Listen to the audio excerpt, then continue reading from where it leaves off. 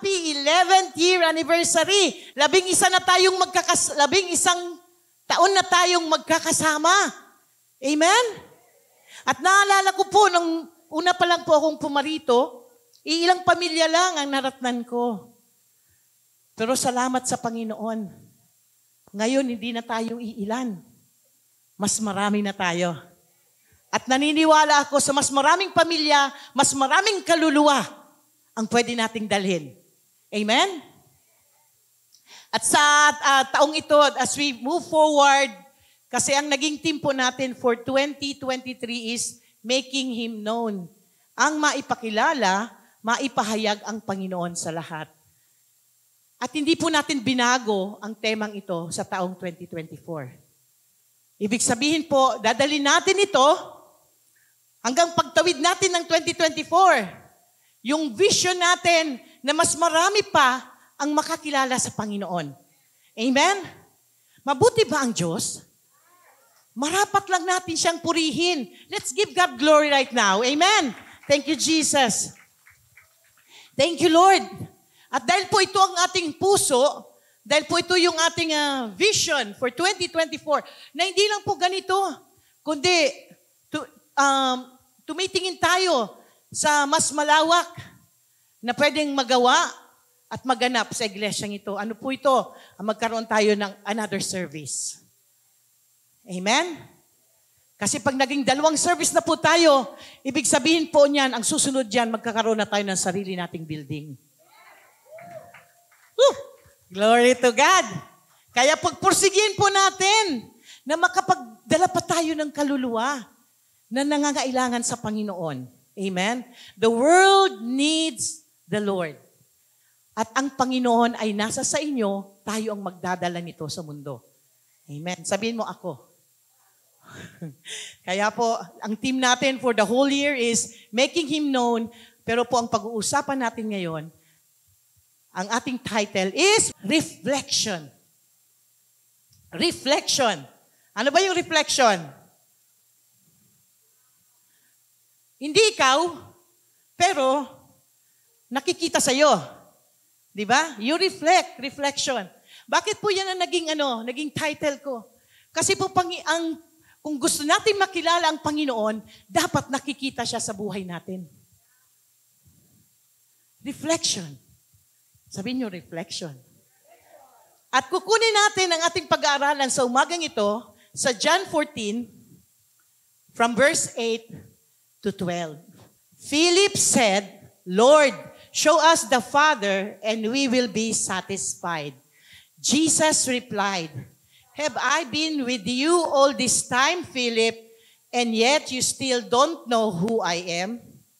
Anyone who has seen me has seen the Father. So why are you asking me to show Him to you? Don't you believe that I am in the Father and the Father is in me? The words I speak are not my own, but my Father who lives in me does His work through me. Just believe that I am in the Father is in me. Or at least believe because of the work you have seen me do. Verse 12, I tell you the truth. Anyone who believes in me will do the same works I have done, even greater works, because I'm going with the Father. God bless His word. Ito pong pinasa natin, sabi ni Philip kay Jesus, show us the Father. Pakita mo sa akin ng Ama, Panginoon. Gusto namin siyang makita and we will be satisfied. Ibig sabihin, hindi pa siya satisfied kay Jesus. Ano mo? Hinahanap niya. Sabi ni Jesus, kasama mo na ako, Philip. Hinahanap mo pa rin ang Ama. Hindi mo ba alam kung nakita mo ako, nakita mo ng Ama? Bakit? Dapat po, kasi po sa Colossians, chapter 1, verse 15, ang sabi dito, Christ is the visible image of the invisible God.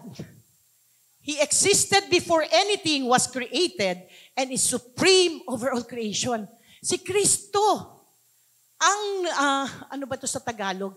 The visible, ang imay or the image, the very picture ng invisible God. Bakit invisible God? Because God is Spirit. At hindi ito nakikita ng tao. Kaya si Kristo kailangan magkatawang tao para makita ng tao.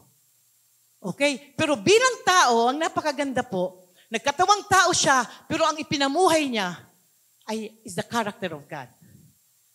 Tao siya, pero hindi siya nagkasala. Amen? Kaya sabi makasalanan ako kasi tao lang ako. Mamaya po, mababago ang kaisipan natin yan. Dahil tuturuan tayo ng Panginoon. Amen? Jesus came to show the world that there is a God who loves and cares for us. Kasi kung naririnig lang nila, hindi nila nakikita, alam niyo yung tao, mas madaling matuto pag nakikita nila, di ba? Kaya nga yung mga sa station ID no, sa mga TV station, kahit dumaan ka lang sa bahay, narinig mo yung isang tunog, ay, kapamilya yan. Di ba? O, ito, hindi, kapuso to. Iba yung tunog dito eh. May identity sila na nagpapaalala sa iyo kung sino sila at ano sila. Dahil napapanood mo at nakikita mo sila.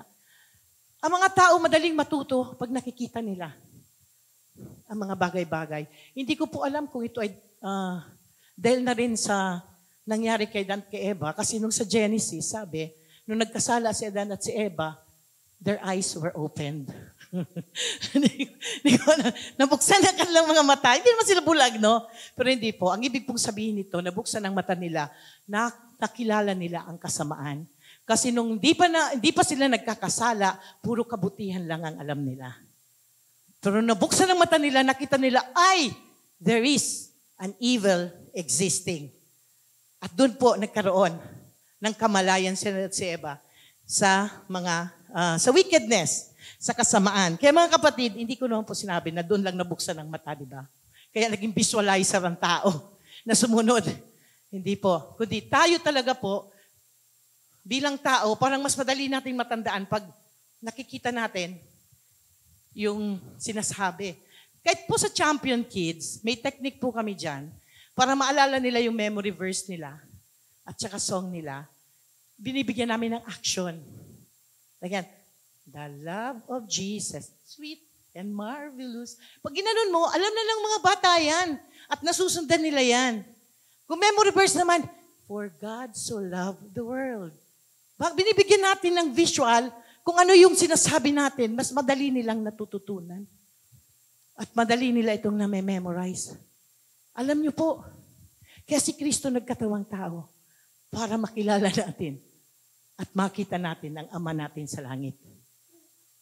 To show us the Father by demonstrating to us the very heart of the Father para makita natin, maramdaman natin, madama natin ang pag-ibig ng ating Amang nasa langit. Amen ba? Alam niyo po, sabi ng Panginoon sa John 14:12, and you will do the same work. Gagawin niyo rin kung anong ginawa ko, magagawa niyo. Mas pa, sabi niya, pag translate po natin sa Tagalog, mas pa kasi paparoon ako sa ating Amang nasa langit. Praise God, may mas pa kayong magagawa pala, sabi ni Lord. Tingnan mo ang katabi mo. Mas pa. More. Sabi, di ba? You can do more. Sabi ni Lord, because I am going to be with the Father. So, paano ba? In this, Jesus demonstrated God through His life here on earth. Paano niya po ito na-demonstrate? May tatlo po akong R na linagay para hindi po natin makalimutan. Okay? Number 1 po, ang sabi is, respond. Tinuruan ni Kristo ang mga disipulo niya mamuhay kasama ang mga tao, the wicked people, immoral, greedy, jealous, envious, ungrateful, unforgiving people. Ito ang kasama ng Panginoon, di ba? Ito yung mga tao na nakasalamuhan niya. At during the time na nakasalamuhan niya to, ipinakita ng Panginoong Jesus sa mga follower niya, sa disciple niya, how to respond. Ano ang response niya sa ganong klaseng mga tao sa paligid niya? Pinakita niya to eh. At doon sa response ng Panginoon, na i-reflect niya, na i-reflect niya ang karakter ng ating Ama. Ano yung response niya? Dito, He responded in love, forgiveness, compassion. Alam niyo, itong mga taong ito yung nag-alipusta, nag-insulto, sinaktan ang Panginoon, pinatay siya. Pero wala tayong narinig. Nagalit mula sa Panginoon. Ang sabi niya, Ama, patawarin mo sila. Di nila alam ang kanilang ginagawa. Nung inaalipusta siya, sumagot ba siya? Hindi. Nung sinasaktan siya, alam mo, Panginoon, sinaktan hindi lang sa physical sa emotion, sa mental. Sinaktan ang buong pagkatao niya bilang tao at bilang Diyos. Bakit? Makasalanan sila Nasasaktan ng Diyos pag tayo ay nagkakasala. At sa kalagayan nilang yun, nasasaktan ng Panginoon, sinaktan nila ang Panginoon. Pero paano nang ginawa ng Panginoon? He reflected the love of the Father sa buhay niya. Hindi siya nagpakita ng galit. Pero the Lord, sabi nga, iniwan niya ang kanyang pagka-Diyos at siya'y nagkatawang tao, naging alipin. Glory to God. Ganyan tayo kamahal ng Panginoon. And that is how He reflected the love of the Father. And by doing that, alam niyo po, He revealed the Father. Doon nakita ang Ama sa Kanya. Kaya sabi niya kay Philip, if you have seen me, you have seen the Father. Bakit? Kasi kung anong ginagawa ko, yan ang kalooban ng Ama na makita at gawin ko. Ang mahalin ang taong hindi ka mahal-mahal. Ang patawarin ang mga taong ayaw magpatawad. Ang mga tao na mas mahilig mag-insulto is to understand and to have compassion sa mga taong walang-wala, sa mga taong nagugutom. Jesus, sabi nga, demonstrated, revealed the Father to them. Kaya nasabi niya kay Philip, if you have seen me, you have seen the Father. Bakit? Sabi niya, kung hindi man, ikaw ay maniwala ka dahil sa ginawa ko na nakikita niyo. So, ibig sabihin, may demonstration, di ba? May pinapahayag at may pinakita ang Panginoon sa disipulo niya. At ito ay tinuro niya. Sabi niya, you have to reflect. Alam niyo po ang buwan, wala yan sariling liwanag. Wala, di ba? Pero bakit may liwanag siya paggabi? Saan siya kumukuha ng liwanag? Sa araw.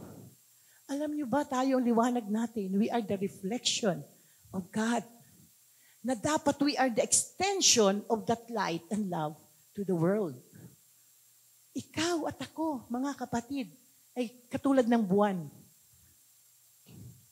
Should be a channel, an extension of God's love in this world so that people will know and see na ikaw ay kabilang kay Kristo.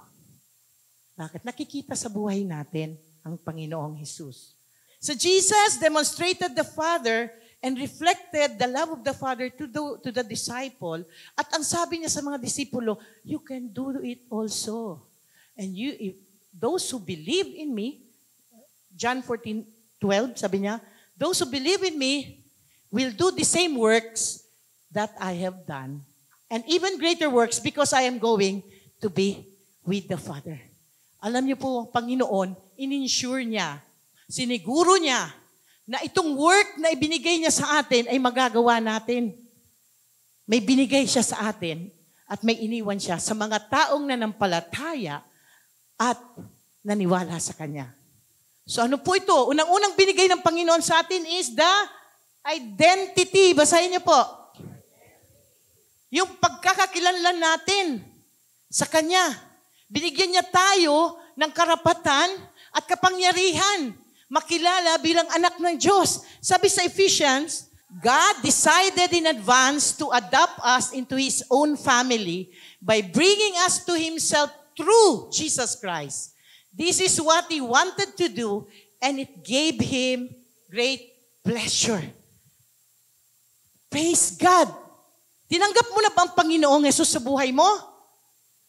Ang sabi, through Christ, ikaw ay naging anak ng Diyos.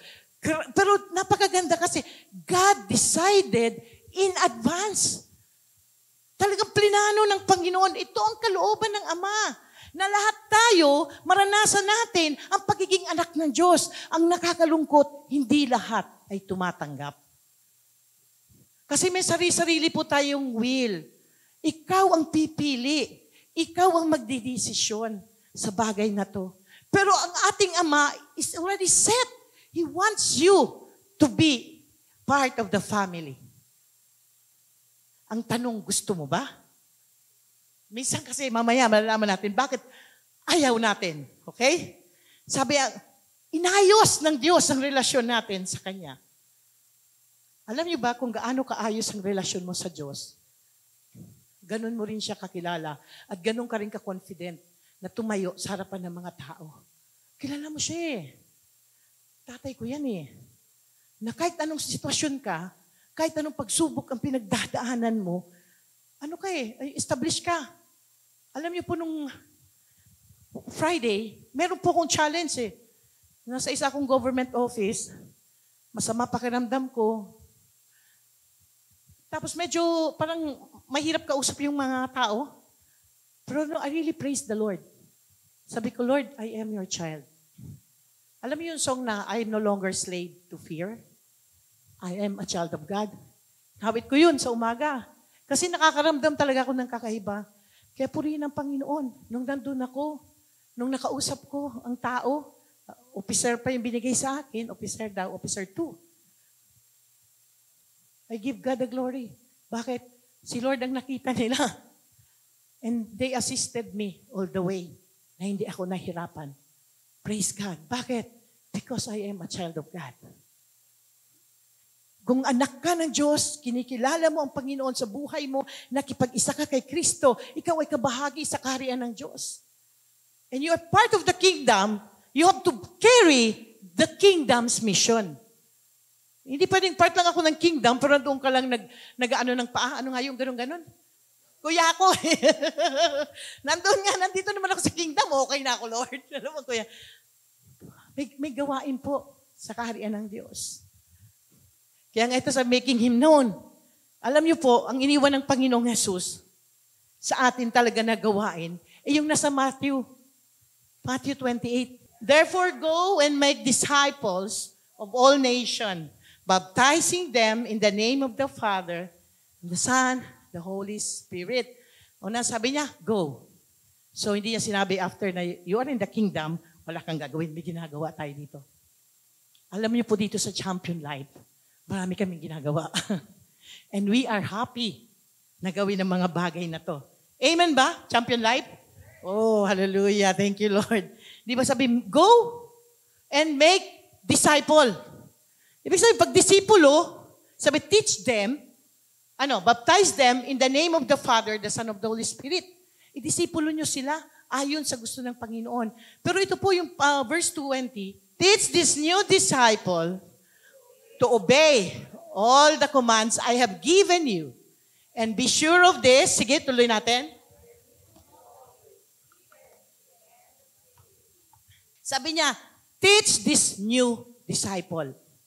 Those who responded to the gospel, sila yung new disciple. Di ba? So, since bago to, turuan nyo to. Sabi niya, paano nyo sila tuturuan? To obey all that I have commanded. Ang sundin, lahat ng inutos ko sa inyo. Ibig sabihin, turuan nyo sila kung paano gawin ito, dapat gumagawa kayo.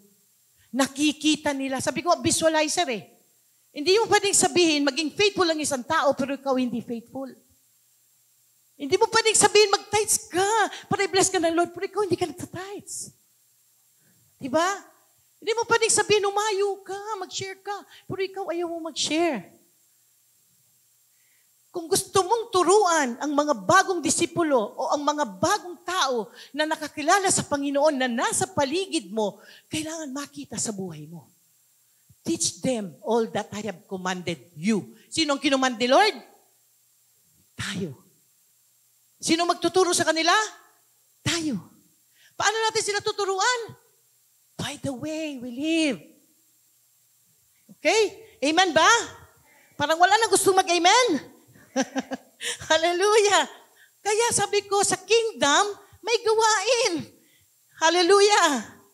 Sabi, you have His identity. Kaya kailangan makita ito sa iyo. Diba? Ang pamilya mo. Ako, nung dalaga ako, batalya. Pag pumunta ako sa isang lugar sa probinsya namin, mga taga saan ka? Anong pamilya kayo? Batalya. Ay, mga taga doon yan. Identity. Nakikilala ka. Ngayon, sa Bicol, Bicolano yan, ang hilig sa sili. Pero hindi po ako mahilig sa sili. Bicolano naman po ako. Okay. Bicolano yan. Ano yan? Ano pa? Mahilig sa bagoong. Mga taga-norte. Di ba? Mahilig sa bagoong yan. May mga sila identity na, taga doon yan, taga. Bakit? Kasi kung ano nakikita at naririnig at nakikita sa kanila, it identifies them. The same way with us, if we are identified in Christ, we have to live like Christ. Amen? Hindi pwede na sabihin mo na kaya maraming natitisod mga kapatid, ito po ang masaklap na katotohanan. Christian yan, pero bakit ganyan magsalita yan? Ngayon, itong tao na nakakita dahil sa hindi mo magandang asal, ayaw na lumapit sa Panginoon. Ikaw ang naging dahilan kung bakit natisod ang taong ito. Napakabigat po noon. Kaya patuloy tayong tinuturuan ng Diyos na mamuhay ng maayos. Bakit kasi yung buhay natin binabasa ng mundo? Binabasa ka. Alam mo ba, hindi mo kailangan mag-share ng gospel. If they see Jesus in you, they will know you're a Christian. At pag may problema yan, lalapit yan sa inyo, pray mo naman ako. Bakit? Alam nilang malapit ka sa Diyos eh. So sa'yo sila unang lalapit. Hindi mo kailangan, alam mo kahit magsisigaw ka sa kalsada, repent and be baptized. Pero kung hindi nakikita sa buhay natin, ang Kristo, napakahirap po noon pagtatawanan ka ng tao. So huwag tayong magdala ng kahihiyan sa kaharian. You belong to the kingdom of God. Amen? And in the kingdom, we carry the mission and the vision of God. Ano yon? Bring the gospel. Teach them. How do you teach them? By your life. Sabihin mo sa tabi mo, by your life. Amen. Sabi sa buong pananalita mo, sa pagkatao mo, dapat nakikita ka.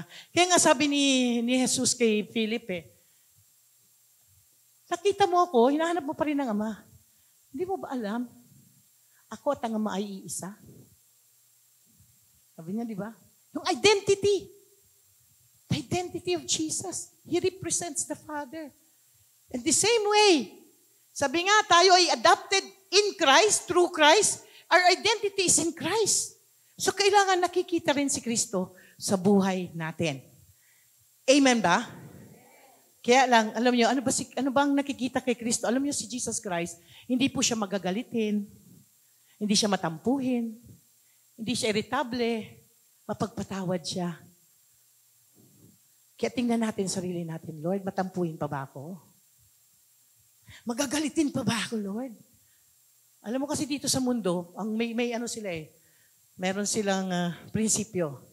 Pag matapang ka, mas matapang ako.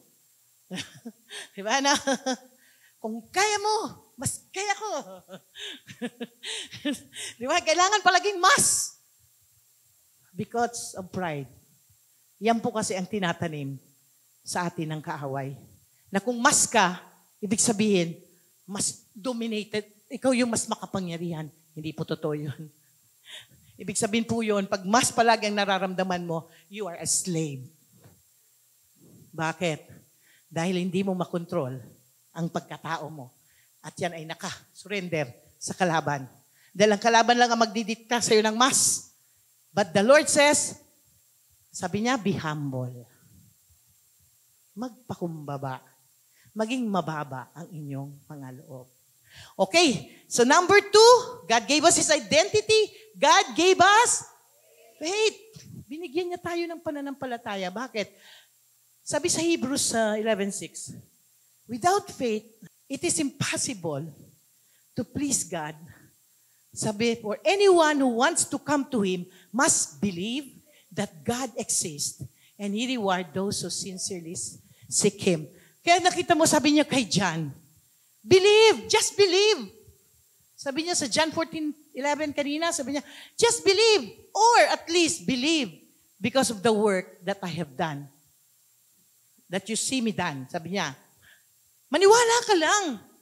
O kung hindi man, paniwalaan mo. Dahil sa mga ginagawa ko na nakikita niyo. Ang hiningi ng Panginoon is to believe. And faith is to believe God. Amen? Ang pananampalataya po, ito yung linalagay natin sa mga bagay na hindi pa natin nakikita, ipinangako na ng Diyos sa atin, at ito ay pinananampalataya at naniniwala tayo na ibibigay ng Panginoon sa atin. Amen? Kaya binigyan niya tayo. Saan galing ang faith? Sabi sa Romans 12:3b, sabi niya, God has given me, I give each of you this warning. Don't think you are better than you really are. Be honest in your evaluation of yourself, measuring yourselves by the faith God has given you. Diba?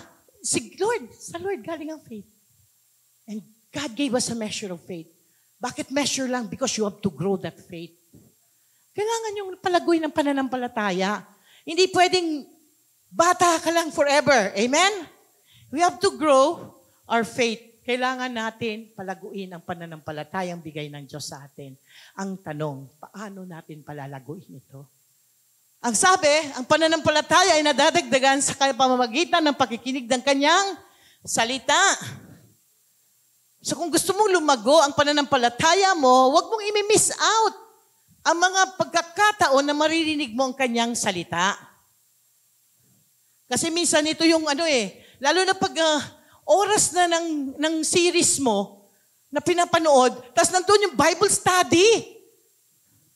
May live group tayo, sister.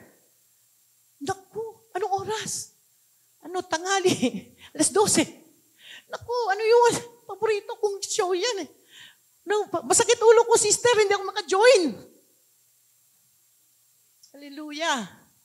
Mga kapatid, kung gusto niyo lumago ang inyong pananampalataya, huwag niyong i-miss out yung mga bagay na to dahil ito ang makakatulong sa atin. And we have to practice faith. Kailangan niyo siyang i-practice sa lahat ng sitwasyon ng buhay natin. Alam niyo ba, the devil will always give us option. Yung word na option, napaka-anong salita nito eh. Akala niyo option lang. No. We have to live our lives in faith daily. The world will give you option daily. Ano yung option? Pwede kang mamili. Kung maniniwala ka sa sinasabi ng Diyos, o sa kakayanan mo na lang. Ito yung mga choices natin eh. Ito mga sitwasyon natin. Paano kung wala kang pera at wala kang pagkain sa harapan mo? Kaya mo bang paniwalaan ng Diyos na ipoprovide ka? Paano kung si Judith, kinabukasan na, wala ka pa rin pera? Kaya mo bang paniwalaan ng Diyos na ipoprovide ka? Di ba to si Judith kasi, nanggigimbal, no? Talagang siya eh, darating siya sa panahong ayaw mo siyang makita. Ayaw ko makita yan si Judith. Palagi na lang ito dumarating sa panahon na paubos na pera ko. Parang gano'n. Di ba? At challenge. And the word will always challenge our faith. Pero ano ba ang pipiliin mo? Anong options mo? Will you believe the Lord? Or you will just do yung sarili mong kakayanan? Hindi, gagawa na lang ako ng paraan, Lord. Kasi bukas na to, Lord eh. Maunawaan mo naman ako, Lord. Ganito na lang. Punta na lang ako dito kay Mr. B. Si Mr. B, mekos-mekos. Insan. Ito pala ito na si Mr. B. Insan, mekos-mekos. Di ba? Doon na lang muna, Lord. I-provide mo na lang yung pambayad ko dito. So, there's an option na hindi nila alam si Mekos-Mekos. Si Insan. Huwag ka Insan. Yun, di ba? Okay. Praise God. Alam niyo po sa Biblia, may mga dito, magkakaibigan na talagang they were given option but challenged their faith. Itong mga kaibigan ni Daniel, si Meshach, Shadrach, and Abednego. Sabi dito sa Daniel 3:15, I will give you one more chance, sabi ni Nebuchadnezzar, to bow down and worship the statue I have made. when you hear the sound of the musical instrument, but if you refuse, you will be thrown immediately into the blazing furnace. And then, what God will be able to rescue you from my power. Yabang ni Nebukadnezar, ano? Sabi niya, sige nga, kung hindi kayo luluhod, tapong ko kayo sa apoy. So, di ba, pinagpipili sila. Ikaw, kung ikaw ang nasa kalagayan nila, nakita mo na yung apoy. Ang ininit 7 times. Sa sobrang galit ni Nebukadnezar sa kanila. Kasi bakit nagalit si Nebukadnezar? Ito yung sagot ng 3. If we are thrown into the blazing furnace, the God whom we serve is able to save us. He will rescue us from your power, your majesty. But even if He doesn't, we want to make it clear to you, your majesty, that we will never serve your gods or worship the gold statue you have set up. Sobrang galit ni Nebukadnezar. Na-insulto yung kapangyarihan niya at pagiging hari niya. Pero alam niyo po, tinapon sila sa apoy. Sobrang galit eh. Initin niyo yan, 7 beses. Sabi ni Nebukadnezar. Sabi nga, yung nagtapon, namatay yun eh. Nasunog sila sa sobrang init. Pero ito po, because of the faith, itong 3 ito, na-recognize ni Nebukadnezar the power of God. Sa verse 24, suddenly, Nebuchadnezzar jumped up in amazement and exclaimed to this advisor, "Didn't we tie up 3 men and throw them into the furnace?" Sabi niya, "Yes, your majesty, we certainly did." They replied, "Look," sabi ni Nebuchadnezzar, "I see 4 men unbound walking around in the fire unharmed, and the 4th looks like God." Alam niyo ba mga kapatid, ang mundo nanonood sa atin. At kung ginagamit natin ang pananampalataya natin, nakikita nila ang Diyos sa buhay natin. Sabi niya, look, 3 lang yun, pero bakit naging 4? Nakita nila ni Nebukadnezar ang Panginoon. Bakit niya nakita? Dahil nanampalataya ang 3 ito. At ang sabi niya, the God that you serve, alam niyo, sinamba niya ang Diyos eh. Nung nakita niya to, mga kapatid, ang buhay natin, kung ipapamuhay natin ng may pananampalataya, it reflects God in our lives. At ang tao lalapit sa inyo. Because they know, nasa sa inyo ang kailangan nila sa mundong ito. Amen? Palakpakan natin ang Panginoon. At ang pangatlo pong ibinigay ng Panginoon, upang tayo ay magawa natin, yung sabi ng Lord, that you can do even greater things, is the Holy Spirit. Glory to God. Kilala niyo ba ang Holy Spirit? Alam niyo pag pinag-uusapan ng Holy Spirit, naaano ako eh, it excites me. Because it is the same Spirit that raised Jesus from the dead. Nasa sayo, mga kapatid. Ang Espiritu na nagbuhay sa Panginoong Yesus, dala-dala mo. Nasa iyo. Kaya nga sabi ng Panginoon, you can do greater things. Bakit? Nasa iyo ang Holy Spirit. Sabi niya doon sa John, I tell you the truth, anyone who believes in me will do the same works I have done, even greater works, because I am going to be with the Father. Sabi niya sa John 16, sabi niya 7, but in fact, it is best for you that I go away, kasi nalungkot yung mga disipulo na, saan ka pupunta, Lord? Sabi, di ba? Pero sabi ng Panginoon, in fact, it is best for you that I go away because if I don't, the advocate won't come. If I do go away, then I will send him to you. Yung advocate po is the Holy Spirit. Matatanggap lang natin ang Santong Espiritu.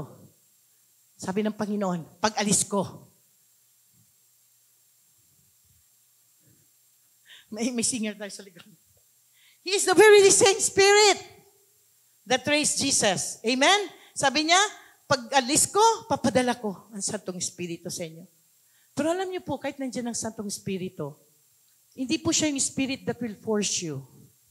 He's a gentle Spirit. Kaya, yung measure of surrender nyo sa Kanya, yun lang ang magagamit niya sa buhay nyo. Kung hindi po natin totally, completely surrender ang buhay natin sa Kanya, nung tinanggap natin ang Panginoong Jesus, tinanggap natin ang Santong Espiritu. He is the seal of our salvation. Pero para mag-manifest siya sa buhay nyo, you have to totally, completely surrender everything to Him. Ibig sabihin, ang puso mo, ang pagkatao mo, pag-isip mo, Holy Spirit, fill me, saturate me, guide me, teach me. He is the teacher eh. Sabi ni Lord, He is the comforter. He will teach you everything about me and remind you of my words. Kaya kasi minsan malilimutin tayo mga tao, di ba? Lalo na nga sabi ko noon, pag nasa sitwasyon ka ng Judith, minsan, Lord, hindi ko na alam ang gagawin. And then the Holy Spirit will remind you, God is your provider. Sabi, ang Panginoon daw, sabi ng Lord, silver and gold are mine. Sa Diyos, ang pilak at ginto at ang lahat ng kayamanan sa Kanya. May pwede bang hindi ibigay sa iyo ang Lord? Pero bakit minsan hindi natin matanggap, tapos tayo pa yung, Lord, hindi mo naman nadidinig ang prayer ko. Mga kapatid, nakikinig ang Diyos sa panalangin. Naniniwala ka ba sa panalangin mo? Doon mo makikita kung naniniwala ka pag may pagsubok na. Pag walang pagsubok, okay lang. Pero pag nandiyan na yung season of challenge and testing of faith, doon po talaga ang tunay na measuring of faith natin. The Holy Spirit will lead us into truth, sabi ng John 14:17. He is the Holy Spirit who leads into all truth. The world cannot receive Him because it doesn't look for Him and doesn't recognize Him, but you know Him. Bakit? Because He lives in you now and later will be. Grabe, saturation of the Spirit sa buhay natin. Ang mundo, hindi siya kilala. Pero kayo, dapat kilala niyo siya. Nakakilala niyo siya at kilalanin niyo siya. Acts 1:8, bakit? Sabi, basahin natin, but you will receive power when the Holy Spirit comes upon you. You will be my witnesses, telling people about me everywhere. In Jerusalem, throughout Judea, in Samaria, to the ends of the earth. The Holy Spirit will empower us. He is the power. Sabi nga, and when the Holy Spirit empowers you, you can make Jesus known. Amen. Bakit? Kasi you will be witness. Pag sinabing witness, nakakita to. Nakaranas ito. Di ba? Hindi mo pwedeng sabihin, oh, witness ako niyan. Pero sabi ni Pen, di ba? Hindi, totoo, nangyari talaga yan. Paano mo nalaman? Sabi ni Pen, hindi pwede yun. Pag sinabing witness ka, nakita ko. Naranasan ko. Amen? Kaya paano nasabi, ang Panginoon nagliligtas. Paano mo nasabi? Naranasan ko. Ang Panginoon nagbibigay ng lahat ng pangangailangan ko. Paano mo nasabi? Naranasan ko. Ang Panginoon nagpapagaling. Paano mo nasabi? Naranasan ko. Di ba? The Holy Spirit will empower us to be an effective witness of Christ. Bakit? Kasi siya yun eh. That is within you. Amen? Hallelujah. Palakpakan natin ang Panginoon. Glory to God. Sabi nga, tayo ang mga patutuong buhay sa lupang ito. Kung paanong rineflect ng Panginoon ng Ama, we have to reflect Jesus in our lives. Sabi nga, working progress tayo, yes. Tayo ay unti-unting binabago. Pero huwag kang titigil, kapatid. Kasi continuous ang progress and continuous ang growth natin until the Lord returns. The world needs a Savior. The world needs a light. You are the reflection of Jesus. And we have to live that life. Amen? Sabi nga, as we move forward to 2024, let's continue to make Jesus known sa buhay natin. Patuloy natin ipakilala, ipahayag ang Panginoon sa pamamagitan ng buhay natin. Huwag po tayong mapapagod, mga kapatid.